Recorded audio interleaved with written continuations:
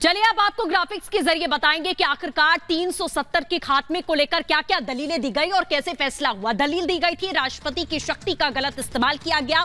फैसला क्या बताया गया, 370 पर फैसला कानूनी रूप से वैध है, यानी कि सीधे तौर पर दलील को खारिज किया गया। दलील दी गई कि चुनी सरकार की सहमति जरूरी होती है। फैसला दिया गया 370 अस्थायी प्रावधान था, अस्थायी नहीं, ये सीधे तौर पर कोर्ट की ओर से कहा गया। एक और दलील थी संविधान सभा खत्म होने के बाद ये फैसला नहीं, तो फैसला दिया गया कि जम्मू कश्मीर के पास में कोई आंतरिक संप्रभुता नहीं थी, ये कोर्ट की ओर से कहा गया। इसी के साथ एक और दलील आई कि केंद्र शासित प्रदेश बनाना संविधान का उल्लंघन था और फैसला दिया गया कि भारत में विलय के साथ जम्मू कश्मीर की संप्रभुता खत्म होती है, यह साफ तौर पर फैसले में कहा गया है। दलील रही कि राज्य का स्वरूप बदलना कानून का उल्लंघन है और कोर्ट ने कहा कि लद्दाख को यूएन बनाने का फैसला बरकरार रहेगा जस का तस। इसी के साथ में ये वो दलीलें रही और ये फैसला कोर्ट की ओर से दिया गया और इसी के साथ में 370 अब इतिहास होता है। आगे की खबर के लिए रुक करते हैं मीनाक्षी का।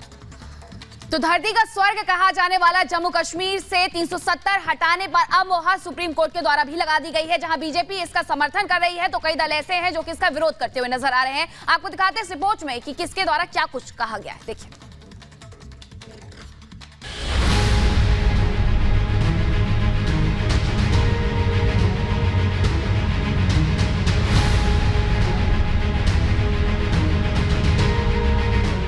धरती के स्वर्ग कहे जाने वाले जम्मू कश्मीर से 5 अगस्त 2019 को आर्टिकल 370 हटाने के मोदी सरकार के फैसले पर अब सुप्रीम कोर्ट ने भी अपनी मुहर लगा दी है।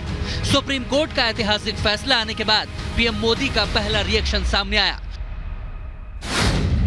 उन्होंने ट्वीट कर लिखा, अनुच्छेद 370 को निरस्त करने पर सुप्रीम कोर्ट का फैसला ऐतिहासिक है और 5 अगस्त 2019 को भारत की संसद द्वारा लिए गए फैसले को संवैधानिक रूप से बरकरार रखता है।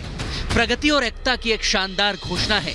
मैं जम्मू कश्मीर और लद्दाख के लोगों को आश्वस्त करना चाहता हूं कि आपके सपनों को पूरा करने के लिए हमारी प्रतिबद्धता अटूट है। आज का फैसला सिर्फ कानूनी फैसला नहीं है, यह आशा की किरण है, उज्जवल भविष्य का वादा है और एक मजबूत, ज्यादा एकजुट भारत के निर्माण के हमारे सामूहिक संकल्प का प्रमाण है। आपको बता दें कि सुप्रीम कोर्ट ने कहा कि आर्टिकल 370 अस्थायी प्रावधान था। संविधान के अनुच्छेद 1 और 370 से स्पष्ट है कि जम्मू और कश्मीर भारत का अभिन्न अंग है। भारतीय संविधान के सभी प्रावधान वहां पर लागू हो सकते हैं। आज का दिन एक ऐतिहासिक दिन है। अब आज के बाद आर्टिकल 370 और 35A के पक्ष में जो दलीलें दी जा रही थी कि नहीं प्रक्रिया का पालन नहीं हुआ या गलत तरीके से अपनाया या पार्लियामेंट ने गलत किया, राष्ट्रपति ने गलत किया, उन सभी बातों पे विराम लग गया है। 5 जजों ने एक मत होकर फैसला दिया है। 5 जजों के बीच में कोई मतभिन्नता नहीं है। सुप्रीम कोर्ट का फैसला आने के बाद राजनीतिक गलियारों में भी गहमा गहमी तेज हो गई। मैं उसका स्वागत करता हूं क्योंकि बहुत दिनों से ये बात हवा में थी, तो अब कम से कम स्पष्ट हो गया है कि जो हुआ वो वैध था।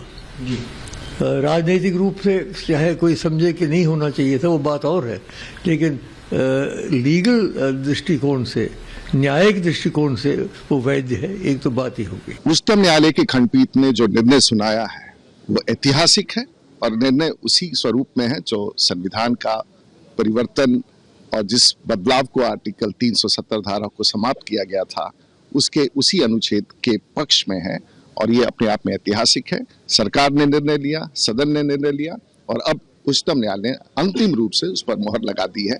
मैं समझता हूं कि भारत के इस लोकतंत्र के इस बड़े इतिहास में एक बड़ा अध्याय का निर्णय है।